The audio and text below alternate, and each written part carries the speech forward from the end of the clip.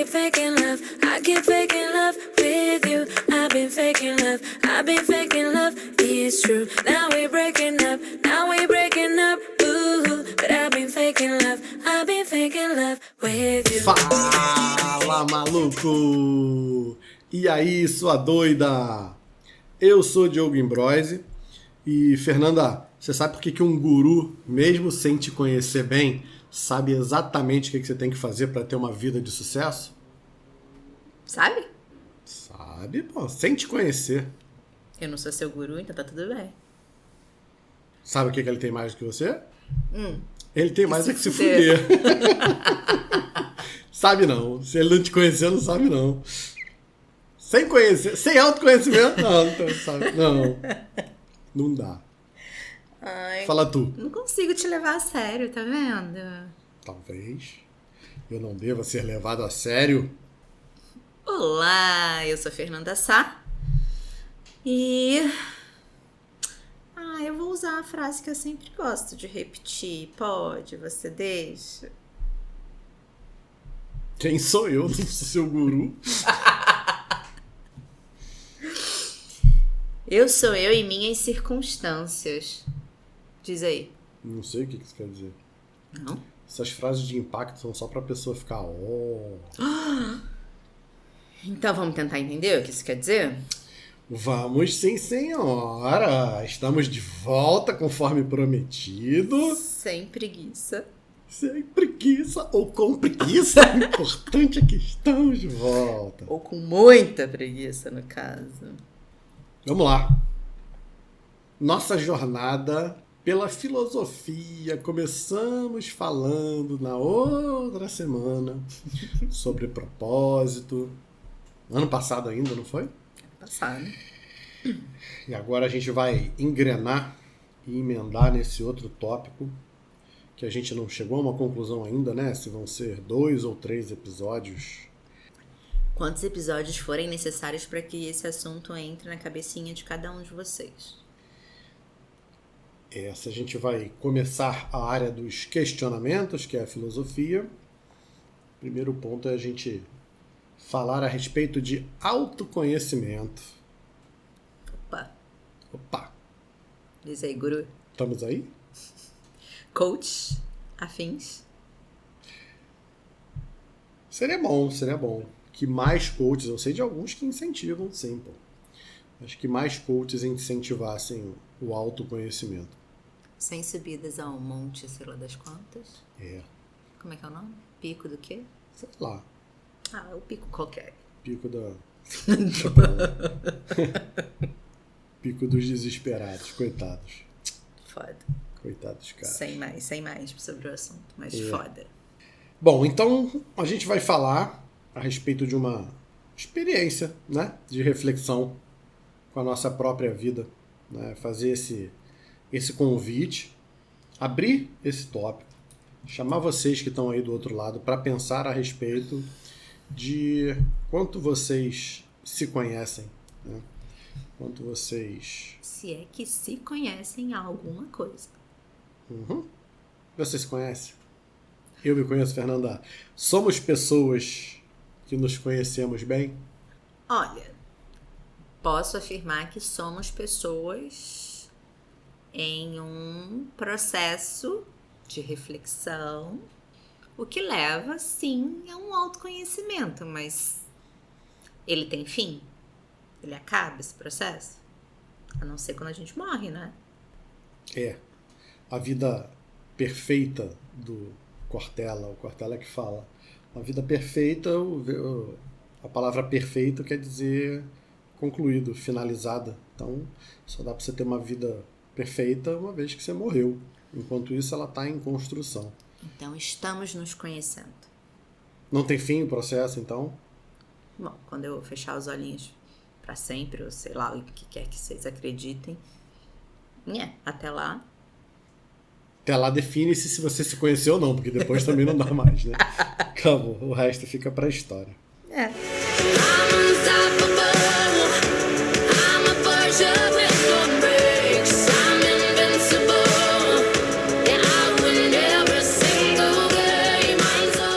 Vamos acelerar então. a história. Bom, o que você está falando então é que autoconhecimento é algo que tem início, que tem meio, mas que a gente não finaliza, né? É um processo contínuo, então. E é um processo que é feito no presente, né? Ele precisa de que a gente esteja instaladinho ali naquela realidade para poder falar que se conhecer melhor é meio redundante, né? Mas é isso, né? Pra gente ter consciência e ferramentas para gerir as nossas emoções. Tá bom. Volta um pouquinho. A gente vai passar pelas emoções. Acho que a gente chega lá assim. Mas vamos do início. Tem uma história aí na psicologia infantil, uma fase da vida que é chamada de estágio do espelho, que é quando a criancinha de frente para o espelho passa a reconhecer aquele outro serzinho que está lá do outro lado, que na verdade é ela mesma. Né? Cachorros fazem isso também. Ué? Que cachorro que faz isso? Amorinha, Chanel, eles ficam ali olhando pro espelho, ficam se olhando. A Amorinha adora olhar pro espelho. E o que ela tá vendo? Monguinha. Hã? Ela tá se vendo. Não, ela não tá se vendo. Ela pode estar se vendo, porque ela não é cega. Mas daí ela entender que ela é a cadelinha mais linda desse mundo. Ela não sabe nem que ela é uma cadelinha. Deixa eu te contar esse segredo. Conceito cadela, não. Na verdade, ela pensa que você é uma cadelinha bonita, que ela é uma cadelinha bonita, que a que tá do outro lado do espelho é uma cadelinha bonita, né? Partindo do pressuposto que ela entende também o que é bonito e feio.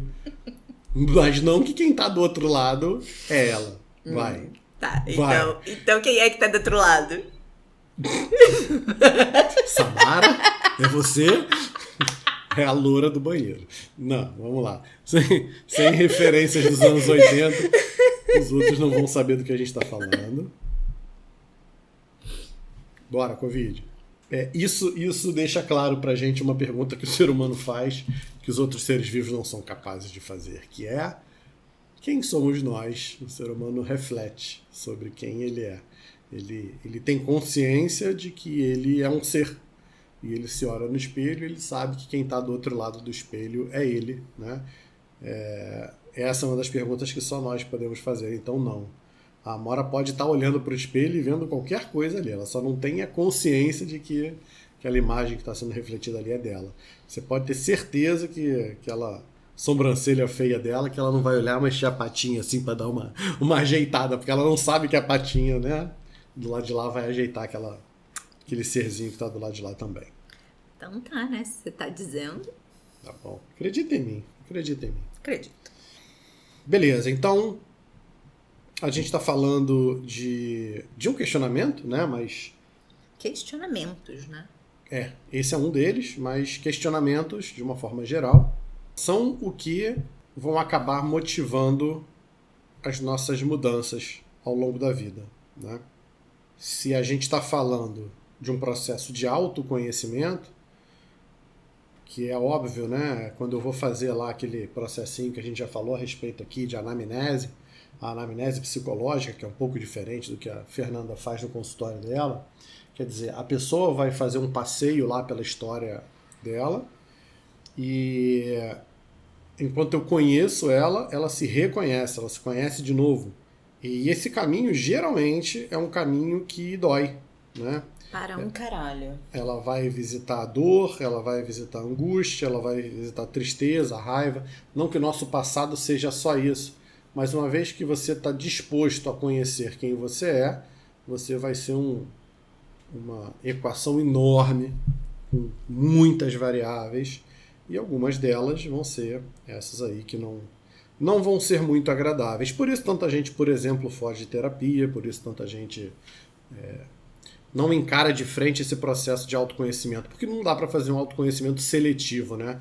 Eu quero autoconhecer as minhas qualidades, as minhas características positivas. Eu quero autoconhecer as minhas virtudes. Você vai trazer, quando você puxar, vai vir tudo junto, amigão. Ai, doutora, mas eu vou ficar sentada falando da minha vida, repetindo e repetindo. Eu já sei de tudo mesmo. Pra que eu preciso fazer isso? Sei lá, doutora, o que você responde? Eu não respondo nada. Eu mando ir pra terapia, mando procurar o psicólogo. E ela não vai. Porque essa pessoa já tá prontinha pra não ir. Aliás, não vai prescrever um remedinho, não? Remedinho? Pô. Fácil remediar, né? Não sei, você que tá dizendo. Não, para pra pensar. Se eu vou à frente, se você quiser, você volta, tá? Pode ir. Hoje a gente vê nessa realidade mais instagramável, né, que é a nossa realidade atual, a gente vê pessoas cada vez mais ansiosas, mais angustiadas. Não que isso seja ruim, mas sem saber lidar com essa angústia que é gerada por uma projeção, por uma idealização de uma vida perfeita e que está cada vez mais distante. A tal da história da grama do vizinho é sempre mais verde. E aí, o que a gente tem visto com muita frequência é, de fato, esse remediar. As pessoas não sabem lidar com o que tem ali posto, né? Elas não querem aprender a lidar.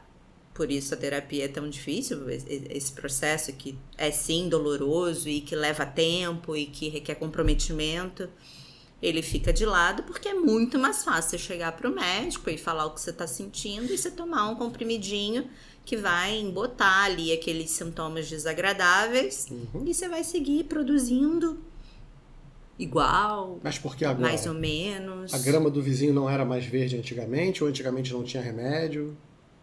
Por que isso hoje tá desse jeito que você falou? Você acha que as pessoas preocupavam com isso no passado? Ou elas olhavam mais para elas? Acho que a grama do vizinho sempre foi mais verde.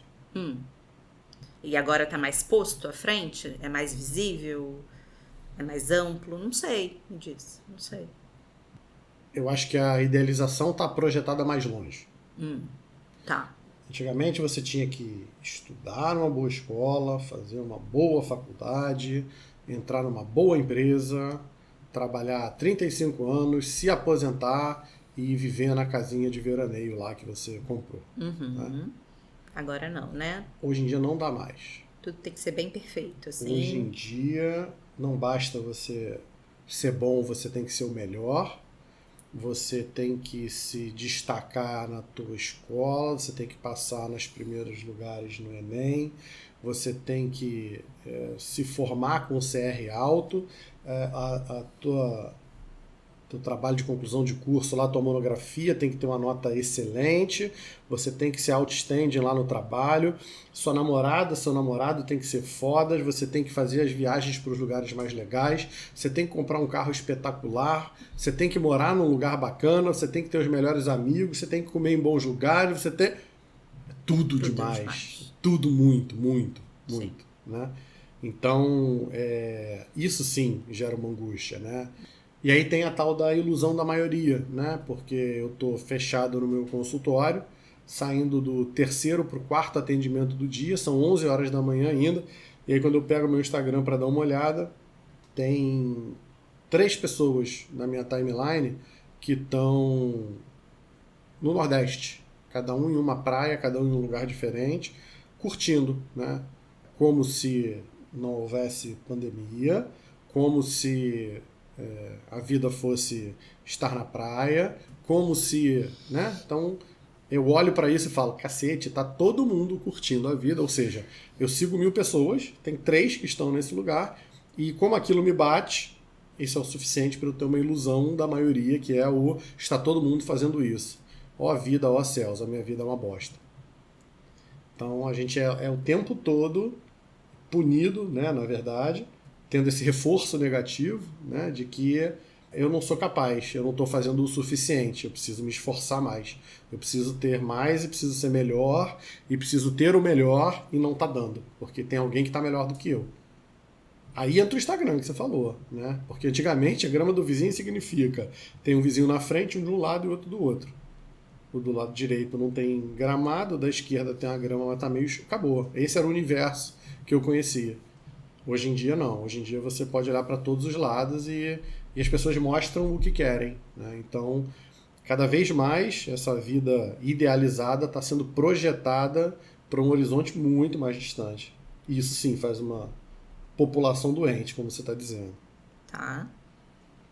Então, o que a gente está querendo dizer com relação do processo de se conhecer mais ou de usar remédio é que a gente precisa refletir a respeito de como a gente está vivendo e em que circunstâncias a gente vive, né? Uhum.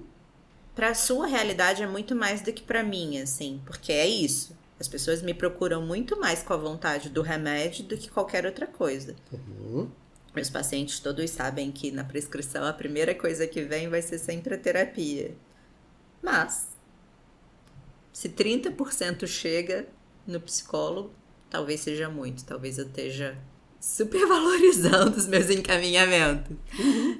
Infelizmente, né? Não que isso seja uma coisa boa. É ruim que seja assim. Mas na sua visão, quanto que você vê as pessoas de fato comprometidas em se conhecer melhor? Fernanda, hoje eu não tenho espaço, eu não sei se um dia eu tive, mas hoje com certeza eu não tenho espaço dentro do consultório para uma opção de não fazer um... Entende? Ou ela tá dentro ou ela tá fora. Uhum. A pessoa... eu tenho algumas pessoas aí que estão me escutando, que eu tenho certeza, que interromperam o processo e voltaram. Interromperam porque não estavam suportando a pressão e que voltaram daqui a pouco, porque não tem opção de ficar batendo papo. Ali dentro elas vão ser convocadas a fazer isso. Elas estão fazendo isso num ambiente seguro, elas estão fazendo isso com uma pessoa que está ali habilitada, né, para ajudar esse processo, para fazer essa jornada aí junto com elas, de mão dada, suportando se levar tombo. Então não tem, né? Na verdade, quem é que tá? 100% das que seguem. Algumas abandonam pelo caminho mesmo. Algumas de verdade, quando começam a tocar em certos pontos e veem que estão sendo chamadas, né, convocadas a confrontar isso, porque, como eu já disse em outro episódio, eu deixo isso muito claro. Terapia é um compromisso do paciente com ele mesmo. Eu só tô ali para fazer valer que esse encontro vai acontecer. E aí essas pequenas provocações, essas pequenas colocações vão levar o paciente por esse caminho obrigatoriamente. Então não tem a opção de não passar por autoconhecimento. Eu não tenho como trabalhar nenhum processo de mudança se a pessoa não sabe de onde ela está vindo e para onde ela quer ir.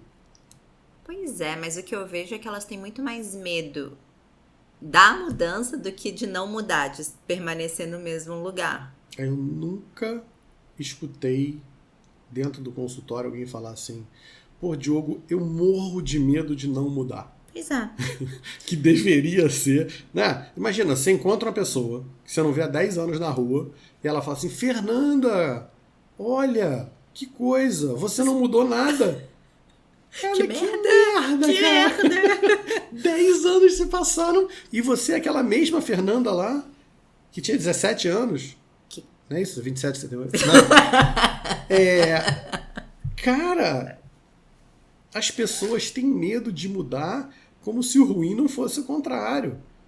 Então, você estaria de fralda, mamando no peitinho da mamãe até hoje. Você estaria andando de triciclo. Você estaria mergulhando na piscina de boinha. Onde é que você teria parado? Porque de lá para cá você só mudou e eu acho que foi bom o processo, sabe? Por que você acha que em algum momento esse processo está finalizado, né? Sim.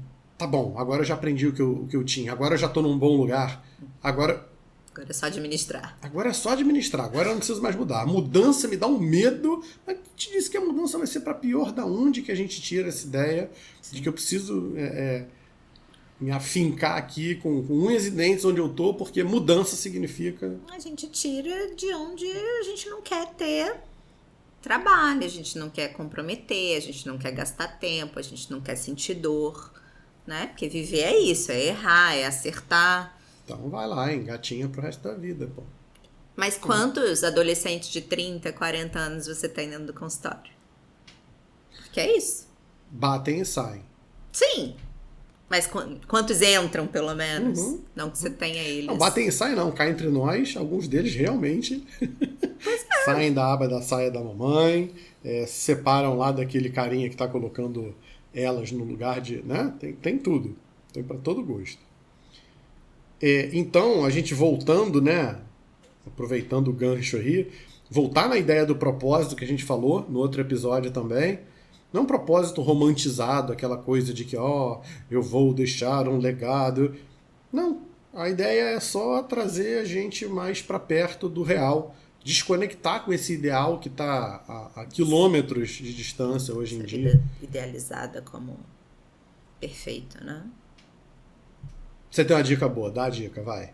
Como é que a gente faz para traçar metas mais realistas, para a gente trabalhar com um propósito que seja um propósito realizável e não só um idealizado?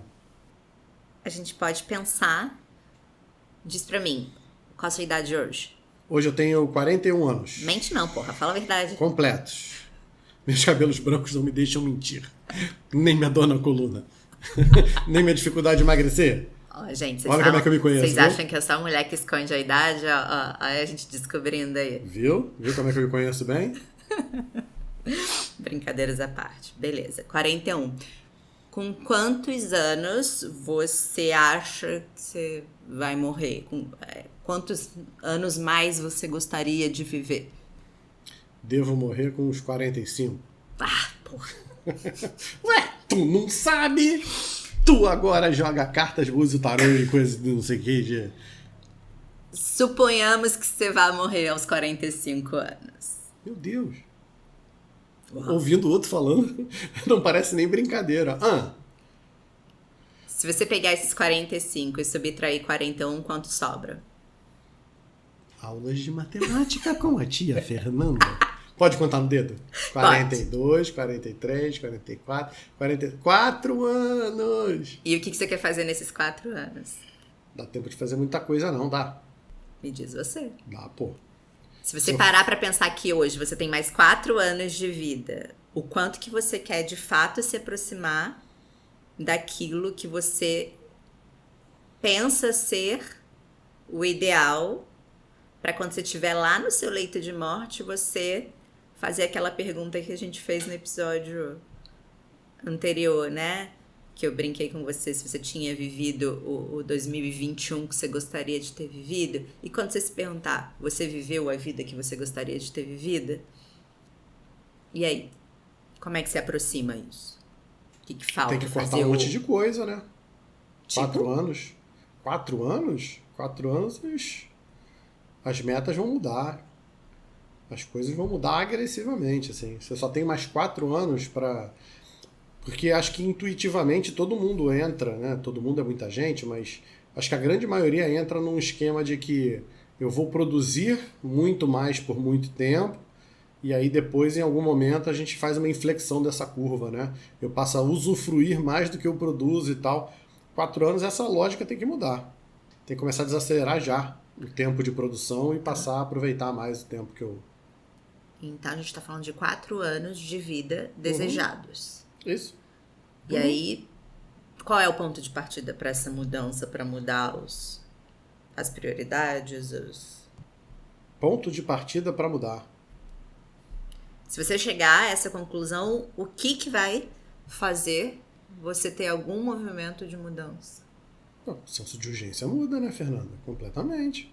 Não sei, me Não, conta. não se tem mais tempo a perder, não dá mais para flertar com o tempo. Então, eu que tenho 37, que me imagino vivendo aí, se eu viver perto do que meu pai viveu, né? Quase 90 anos.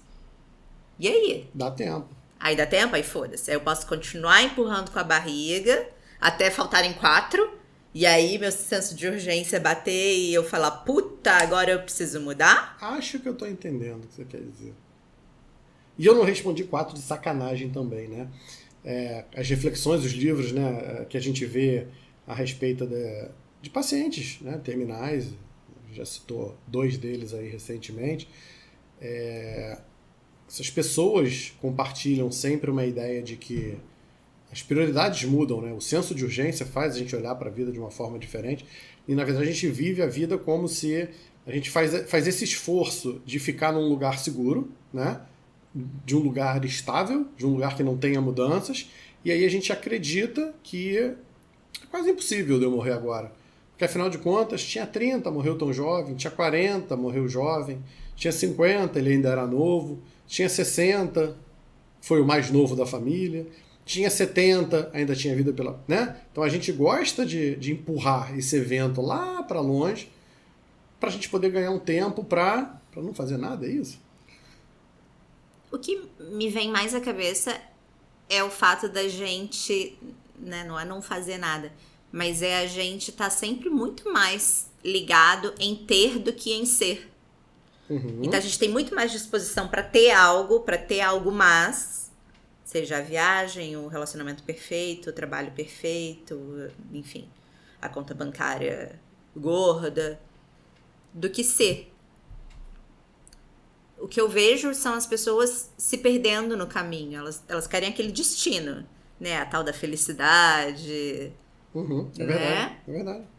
Que a gente também já trouxe aqui. Eu quero ser feliz. Mas o que eu tô disposta a fazer para experienciar essa felicidade ao longo do caminho, né? Que isso não seja O fim. o meu destino final. Eu acho que entra um pouco nisso, esse processo de autoconhecimento, não? Faz sentido que a caminhada seja algo que te dê, né, essa sensação de estar vivendo uma boa vida. E não de que você caminhou e se esforçou e viveu e abdicou e renunciou e tudo mais, e finalmente você chegou onde você queria chegar. Até porque tem aquela tríade, né, Fernanda? Aquela história do... Tem até um memezinho, né, da 3 alavancas. São as 3 alavancas da vida. Tempo, dinheiro e saúde, ou tempo, dinheiro e energia, em que se você liga 2 alavancas, se você puxa 2 para cima, a terceira baixa. Então, as 3 nunca podem ficar ativas. No início da vida, você é muito jovem, você tem tempo e energia para fazer tudo, mas você não tem grana para fazer porra nenhuma. Aí você começa a trabalhar, e aliás, você mergulha no trabalho, porque você tem muita energia, né? Então você investe a tua energia, você passa a ter dinheiro que você está trabalhando, mas você não tem mais tempo para nada. E no final da vida, você já economizou, né? Você guardou grana, você tem grana, você tem dinheiro, o tempo sobra porque você aposentou. Tempo, né? Porque agora você não precisa mais cumprir as obrigações do dia a dia. Em compensação. E você não tem mais energia para fazer absolutamente nada. Então, pode ser, é um olhar para a felicidade, é você conseguir dar uma equilibrada nessas alavancas assim. Quem nunca, né, na infância ficou tentando equilibrar o interruptor ali no meio, entre o ligado e o desligado. Imagina se você conseguir equilibrar essas alavancas aí do meio para cima, porque as 3 juntas não vai dar. E em alguns momentos assim a coisa funciona, mas não vai dar para fazer isso sempre, nem de uma maneira consistente.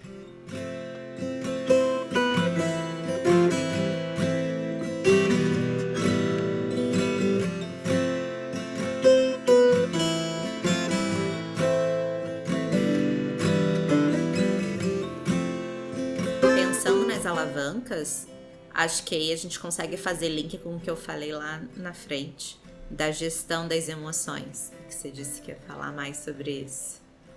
É verdade.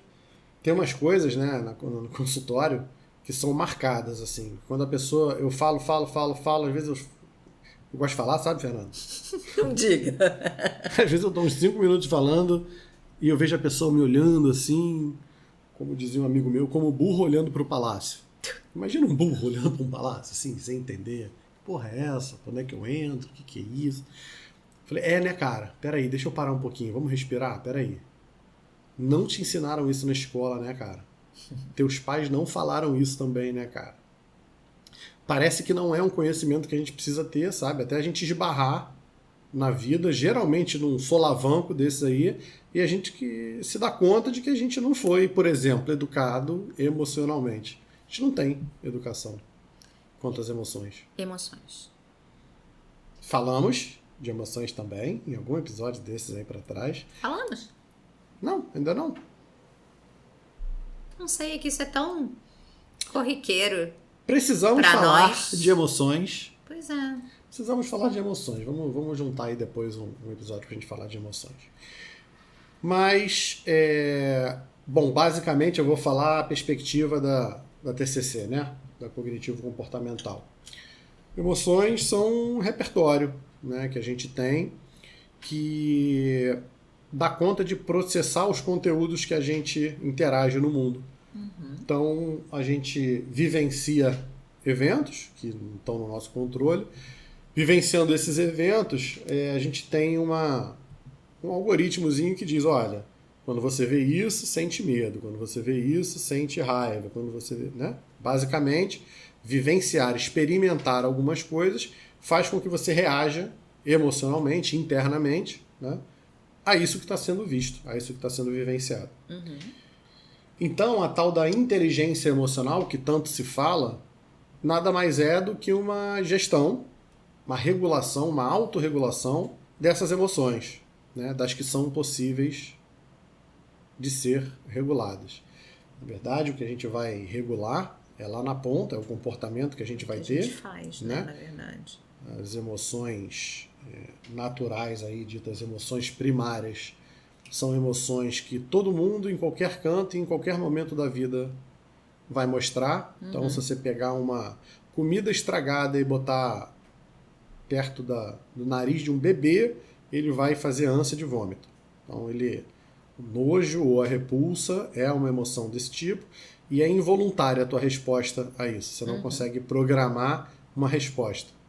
Da mesma maneira que qualquer pessoa frente a qualquer animal que tenha dentes grandes vai sentir medo. Né? Então, as pessoas sequer conseguem nomear o tipo de emoção que estão sentindo quando estão no consultório. É nesse nível. Né? Parece que eu estou falando coisa de outro mundo, mas se você aí do outro lado parar para tentar entender, você vai tentar explicar às vezes a tua emoção com algo que você pensou, ou você vai generalizar e vai colocar tudo dentro de uma mesma conta. Você vai falar de duas emoções que são incompatíveis, você vai falar, aquela hora eu fiquei com muita raiva, eu fiquei triste. Peraí. Você ficou com raiva ou você ficou triste? Eu chorei, mas foi de ódio. Peraí, ódio é outra coisa. Raiva é uma coisa, ódio é outra, gana é outra. Elas são parentezinhas ali, mas o que é uma e o que é outra, né? Então, mais um bônus aí que o pessoal leva em terapia é aprender, né? Nesse processo de autoconhecimento não é só eu olhar para a minha história e saber botar os pingos nos is, só porque você passou por um evento na tua infância que você não tinha repertório para poder descrever aquilo, e agora quando não é só isso, também é sobre o que você sente e não sabe nomear. E por que você faz? Perfeito. E aí você vai fazer alguma coisa em função disso que você está sentindo. Sim. E você não entende qual é a origem dessa emoção e de que maneira que você consegue manejar o que você faz dessa emoção depois. Né? Você entender, por exemplo, vou dar um dropzinho aqui, uma palhinha, vai. Se você entender que raiva necessariamente surge de uma frustração, ou seja, eu fiz uma projeção, essa projeção que eu fiz não foi atingida e eu me frustrei. Quando eu fico frustrado, a primeira coisa que eu sinto é raiva. Então, sabendo disso, é básico você entender que quando alguma coisa sai do teu controle do que você esperava e você fica com raiva, na verdade, cabe ali uma reflexão de por que você está fazendo. Eu fiquei com muita raiva do meu pai, eu já escutei isso. Uma raiva do meu pai quando ele falou aquilo. O pai que você conta para mim há 1 ano que é assim, assado, por que você ainda tinha expectativa de que ele fizesse outra coisa? Aí a ficha da pessoa cai imediatamente, né? Porque ela fala assim, esse conteúdo que ele falou não era para me gerar tanta raiva. Não era mesmo, porque não é sobre o conteúdo. É sobre a expectativa que você alimenta aí dentro de que ele vai mudar. E ele não vai mudar. A gente está aqui para te ajudar a lidar com esse cara. Ele não vai para terapia, ele vai ser isso. Por que você continua projetando que ele vai agir de forma diferente? Sim. Alinha a tua expectativa com a realidade, tua frustração zera e a tua raiva zera. Você vai lidar com isso como, por exemplo, teu filho lidou. Porque o ataque era pro teu filho e ele tá falando assim, mãe, por que tu ficou tão impactada com isso? Porque você ainda tem uma relação mal resolvida lá com teu pai e teu filho não tem. Teu filho está muito mais alinhado à expectativa. Por isso que essa raiva surge. Então, essa educação emocional, né, aprender a regular nesse sentido, porque a raiva sempre você vai ter, mas você precisa entender, né, que uma coisa está ligada à outra, para aí sim você investigar o que está te trazendo esse desequilíbrio, como você chama. Para mim, isso não tem desequilíbrio nenhum. Isso aí é a função funcionando direitinho. É para ter raiva mesmo, é isso mesmo, é para você... Acaba nos movendo, né? É uma força motriz mesmo, até pra gente poder ter essa iniciativa de reconhecer e de trabalhar e de criar ferramentas para lidar com. Sim. Se fosse... Não só com ela, né? Seja com a tristeza, que vai deixar a gente mais introspectivo, o medo que vai nos proteger. Todo mundo agora, hoje em dia, tem um monte de gente fazendo vários modelos de terapia diferentes, né? No modelo de terapia do Diogo, não tem emoções positivas e negativas. Eu acho absurdo isso. São emoções, cara. Vamos lá. A raiva, como você falou, ajuda a gente a se mover. A tristeza é algo que pode, óbvio, pode nos levar para baixo, mas também é algo que nos leva para dentro. Um momento de tristeza pode ser um momento de introspecção e de reflexão que vai provocar mudanças importantes na tua vida. Sim. Né? Medo.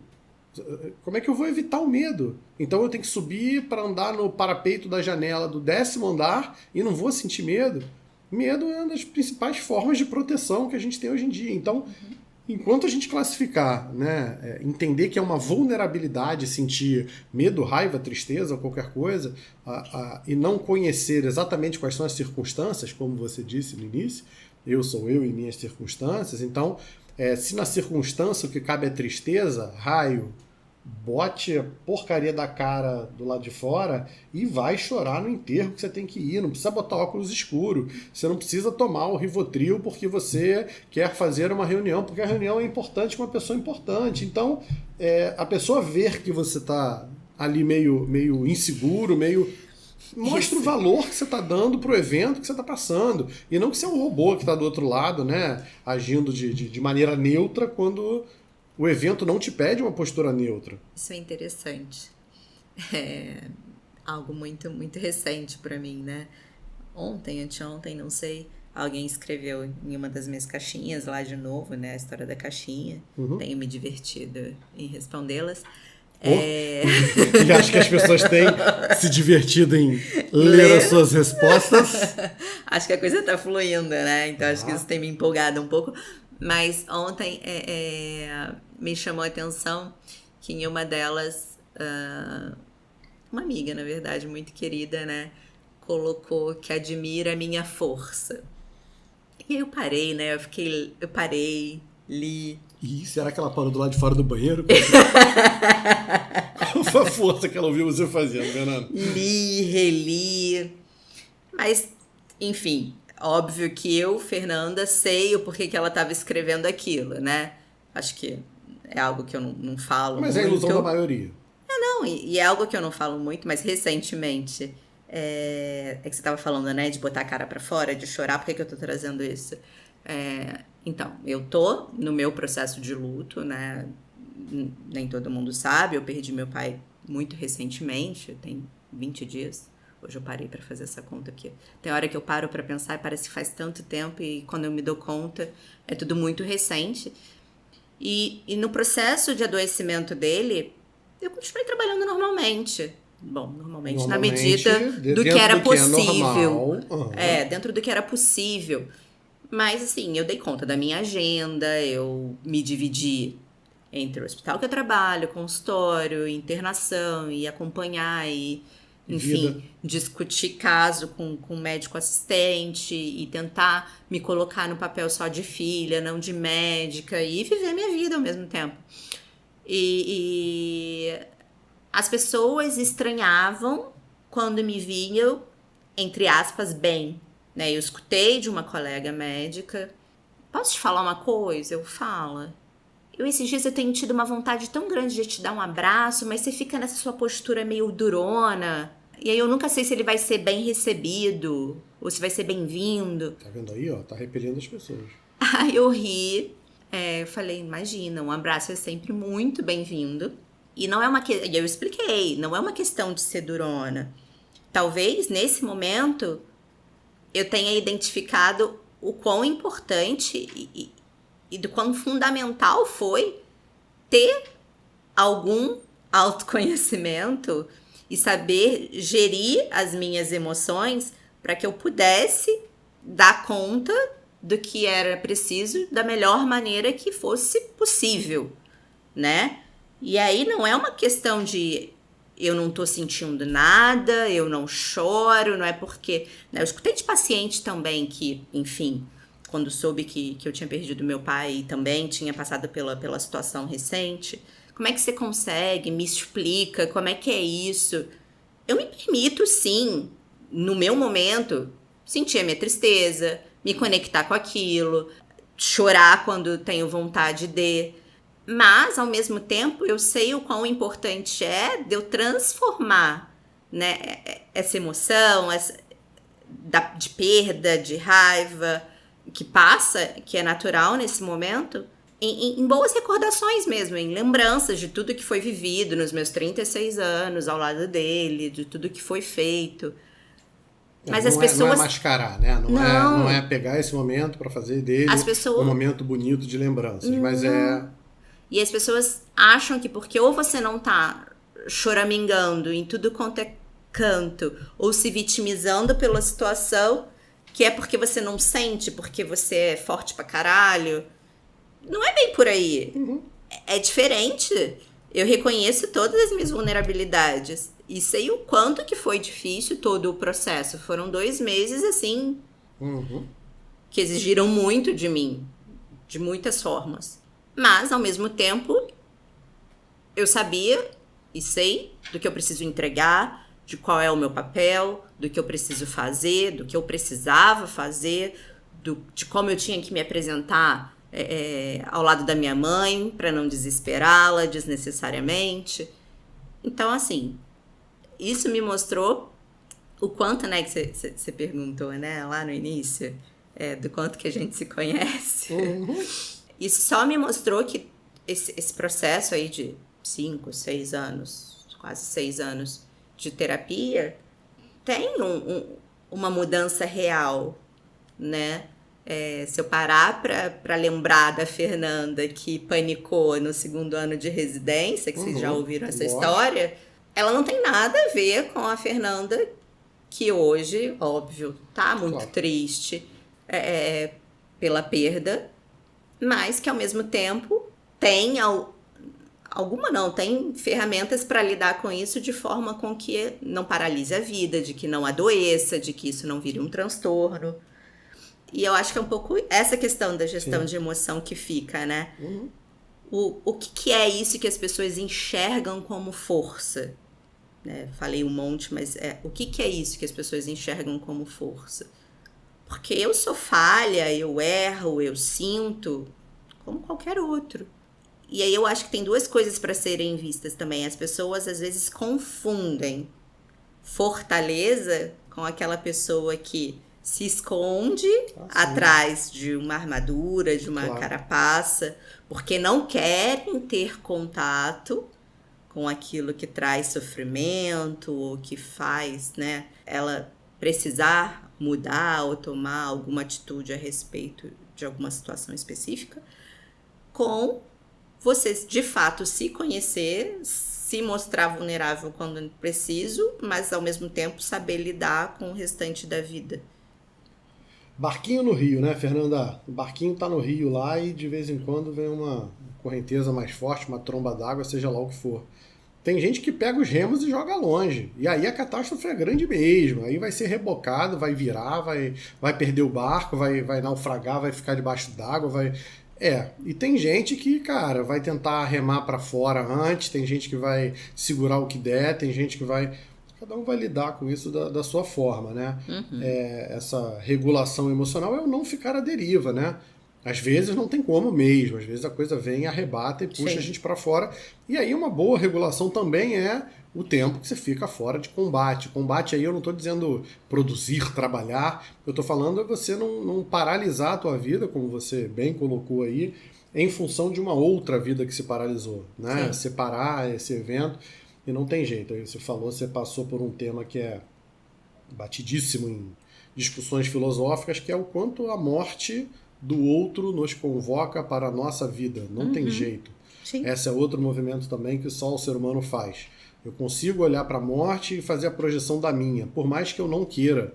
né? Assistir o Jornal Nacional e ver que foram tantas mortes por conta de pandemia e tal, invariavelmente vai fazer você se questionar sobre a sua morte e, obviamente, sobre a sua vida. Então, é uma sinalização de que a coisa não vai durar para sempre, que pode ser 4 anos, podem ser 4 anos, podem ser muito mais, mas o fato é o que você está fazendo da tua vida.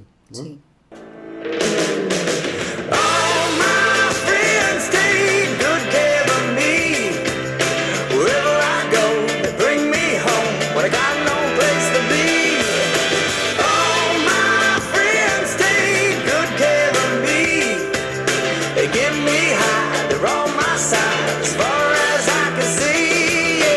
Pode falar também, vamos puxar para a primeira pessoa agora, vamos falar do eu. Então, como é que eu posso melhorar, né, o meu processo de autoconhecimento? O que pode me bloquear, o que pode me impedir nesse processo de autoconhecimento? Por exemplo, Síndrome de Gabriela. Síndrome de Gabriela é o seguinte, é a pessoa que acha que se conhece. Ah, canta, vai. Não, canta você que é a cantora aqui. Você canta, você Canta, dança. canta. Eu nasci assim, eu cresci assim, e sou mesmo assim, você sempre assim. Depois da vinheta. Então, é aquela pessoa que é do signo tal, ou que recebeu lá um diagnóstico de um transtorno tal, e que fala assim, essa sou eu, lide comigo, né? Esse sou eu sou assim, eu tenho um gênio forte, eu sou uma pessoa dura. Então, autoconhecimento não é você conhecer o que você faz e fechar isso de uma forma irredutível. Porque explodir quando tomo uma fechada no trânsito, eu também sou capaz. Sim. Eu só estou mais disposto, né? Eu só sou menos mimadinho e menos frustrado, e eu aceito que eu vou tomar uma fechada no trânsito e que A partir do momento que você dirige, sim, né? e que eu posso gerar diversas consequências a partir disso. Né? Que eu não estou me colocando no mundo com uma postura irredutível e que o mundo que lide com a forma com que eu sou. Porque isso, na verdade, vai afastar muito mais as pessoas do que aproximar. Né? Não sou melhor do que ninguém, não tenho prioridade em fila nenhuma ainda. Né? Então, essa história de que eu sou assim, eu nasci assim, se eu não acreditasse em mudança, eu não trabalhava com terapia. Só que para mudar, a pessoa tem que primeiro identificar que existe algo, depois identificar que esse algo é ruim. E a pessoa que tem gênio forte, na verdade, se defende atrás disso para poder ser estúpido, ser grosso, seja lá o que for, né? Dizendo que é assim. Não, não é assim. Imagina um casal. Eu sou grosso e eu sou grossa. Pronto, acabou. Eles não conversam mais. Pronto, os dois são grossos. Né? Sim. Fim da história. Né? O que mais, Fernanda? Agenda lotada. Tá sem tempo? Você tá sem tempo? Tempo meu não sobra muito, não. Mas se a gente organizar direitinho, dá pra encaixar tudo. Tudo é muita coisa, mas dá pra encaixar, né? Eu acho que tá tudo... Eu nunca vi ninguém chegar no consultório e falar, Diogo, Tá sobrando tempo. porra, eu tô com tempo pra cacete. Dá pra você marcar mais umas 2, 3 sessões essa semana, porque o osso tá grande, eu queria investir mais em autoconhecimento, tô cheio de tempo. Não é assim, né? Não. As pessoas atrasam, as pessoas desmarcam, as pessoas saem um pouco mais cedo, as pessoas... De verdade, tá bom. Então, essa não é uma desculpinha, né, pra dizer que você não tem tempo pra se autoconhecer. Você falou de prioridade aí, né, que a gente diverge um pouco de ponto de vista, né? A Fernanda acha que prioridade não podia vir no plural, né, Fernanda? Sim. Prioridade, priori, é o que vem primeiro e acabou, né? Eu, Diogo, acho que eu posso, sim. Se eu tenho 10 tarefas, eu posso listar 3 como prioridades, e essas 3 têm que sair hoje, não vejo problema em falar Mas você acha dessa que você forma. consegue gerir elas lado a lado, com a mesma energia, com a mesma atenção? Quem falou que eu preciso? Tá. Eu tenho 10. Se tem 3 que são mais importantes, Então você vai ter grau de prioridade. claro, pra tudo. É tipo a importância, né? Quando a gente vai fazer a listinha, tipo, prioridade 1, prioridade 2, prioridade 3, assim. E o resto. Nesse caso, pra mim, é assim. Mas tudo bem, entendo. Depois eu vou lá na origem da palavra e vou ver se eu tô errado mesmo. Posso estar. E eu mudo quando eu tô errado. Assim eu espero, Mudamos. né? Assim eu espero. E quando você escuta, né? Eu vejo muito, né?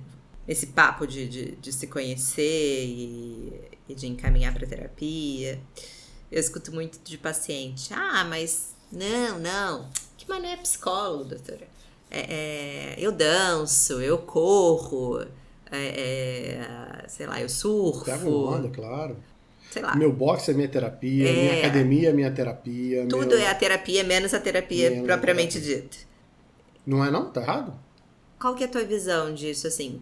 Porque o que eu entendo é que são atividades que ajudam a gente a até, sim, se conectar conosco, refletir, acalmar, mas isso de fato te convoca para um processo de mudança?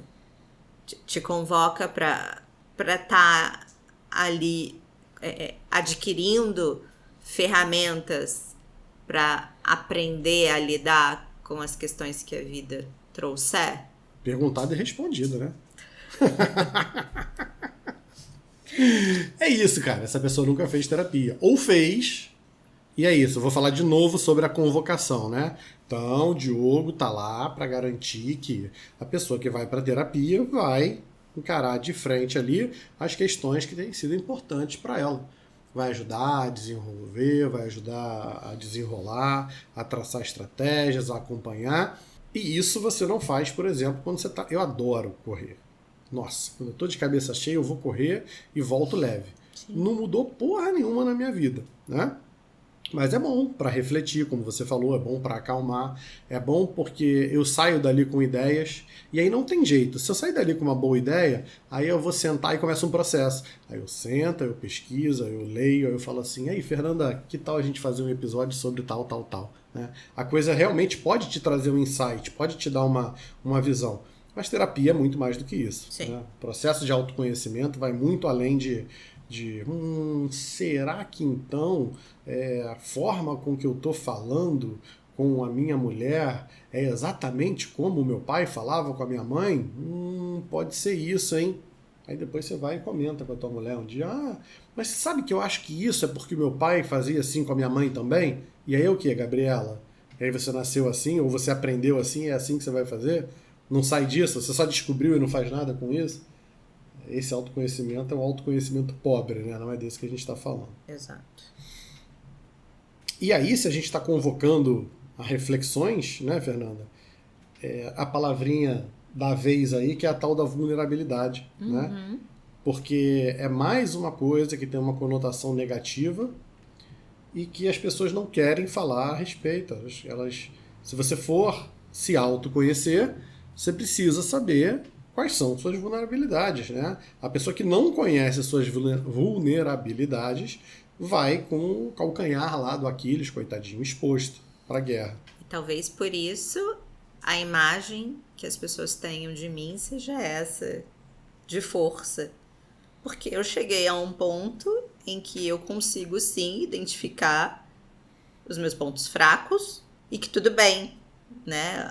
A ideia é saber lidar com eles e não ignorá-los ou colocar embaixo ali do tapete, esconder.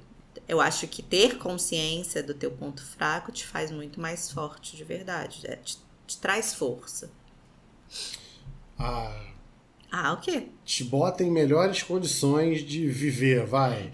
Porra, não faz isso não, porque senão parece que você é a coach Não. Se você conhecer a tua fragilidade, você vai ficar forte. Isso não. Fragilidade vai ser fragilidade mesmo. É saber o que é e você não precisa melhorar e resolver isso. É você ir com isso debaixo do braço, sabendo... Lidar.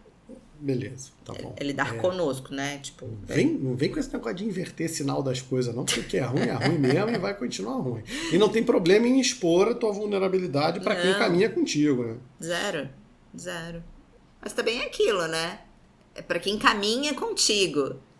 Eu acho que tem uma linha muito tênue. Óbvio. Eu acho que as pessoas acham que identificar a sua vulnerabilidade e se mostrar vulnerável é para todo mundo, para tudo e qualquer Minha coisa vida e qualquer é um livro pessoa. aberto, a pessoa Porra entra na nenhuma, não tem que ser. Você tem que mostrar a sua vulnerabilidade para aquela pessoa que você acha que faz sentido, ou alguém que vive com você, ou que te complementa em alguma questão, seja num relacionamento, seja, né, amoroso, seja família. Mas se não é uma pessoa que vai te agregar em nada, se não vai te ajudar a evoluir, reconhecer e mudar, pra que você precisa expor sua vulnerabilidade? É a mesma coisa, eu, né, trazendo isso para algo mais palpável, eu no hospital. Por que eu preciso atender chorando? Uhum. Pra que eu preciso chamar um paciente e tá com a cara vermelha, inchada? Funciona porque- pra quê? Não, pra que nada? Porque você tomou um golpe e isso pode ser o suficiente. Inclusive, se você precisar desse tempo, você se recolha e pode fazer isso em outro lugar. Não tem ganho nenhum em fazer isso, né? Isso dentro dessa condição é permitido, né? Porque, né, tem um porquê, mas você não vai extrair nada disso. Você não precisa Não do é carinho do paciente. E não é se lá. colocar na posição de vítima, talvez, também, né? Tem isso também. Uhum. Porque eu acho que as pessoas usam também isso de uma maneira de chamar atenção. Eu acho que isso é de- mais inconsciente. Acho que ninguém faz isso porque deixa eu chorar aqui porque eu vou ganhar um biscoito. Acho que não. Mas acho que inconscientemente, Inconscientemente. sim. porque você vai ser acolhido, você vai ter atenção.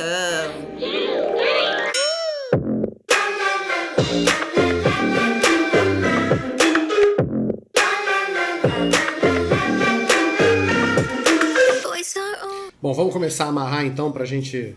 Fechar? A gente não vai conseguir fechar esse assunto, né? Como a gente falou, isso aí vai, Fechar vai esse voltar, episódio. voltar.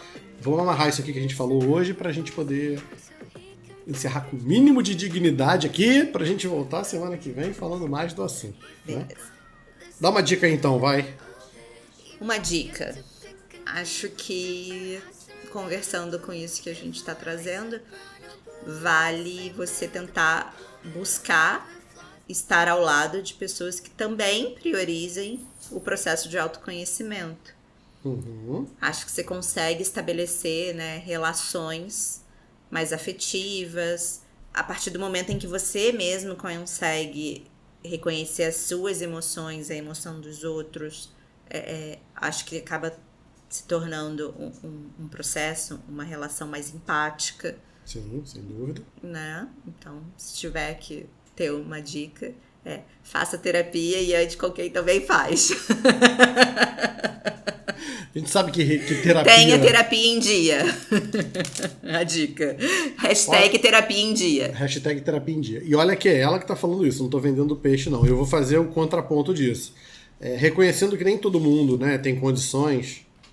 E aí eu não vou passar a mãozinha na cabeça de ninguém, não. Quem não tem condições realmente sabe, né? Apesar de terem várias facilidades, vários profissionais, modalidade online, enfim. Quem realmente não tem condições de fazer isso, entenda esse terapia como esse processo de autoconhecimento em dia.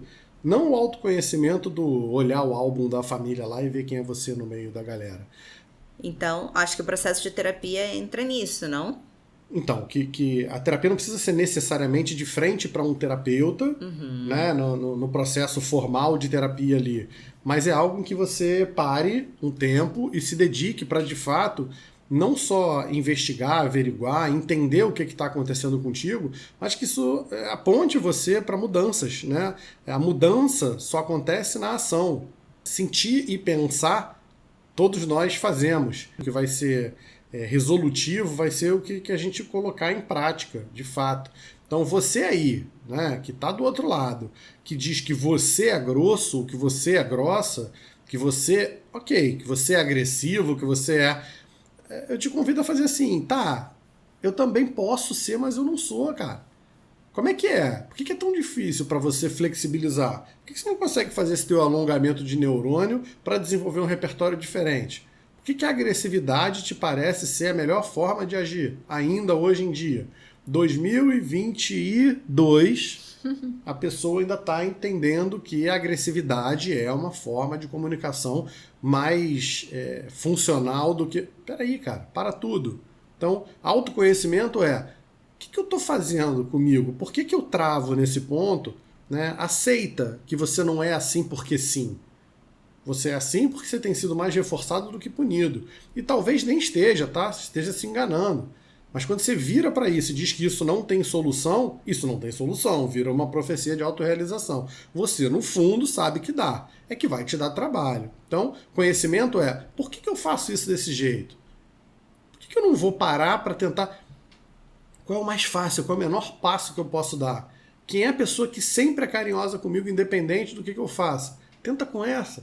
Tenta agir diferente. Provoca você uma situação onde... E vai lá e tenta fazer alguma coisa diferente. Então, esse processo de autoconhecimento, esse pode ser feito de forma individual. Né? Esse não precisa do terapeuta para fazer o compromisso contigo. É claro que isso é uma meta terapêutica, que dentro da terapia você poderia fazer, mas o terapia em dia, que a Fernanda está falando, é dedicar um tempo para você mesmo. Né, Fernanda? Sim.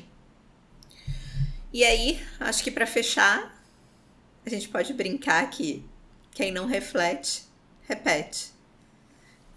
Você acha que não? Quem não reflete, repete. O Freud vai discordar um pouquinho de você, porque ele tem um texto que fala: recordar, repetir, elaborar. E segundo ele, tem um looping que fica acontecendo aí no recordar, repetir, recordar, repetir, recordar, repetir. Então ele vai falar que repetir é do ser humano, né?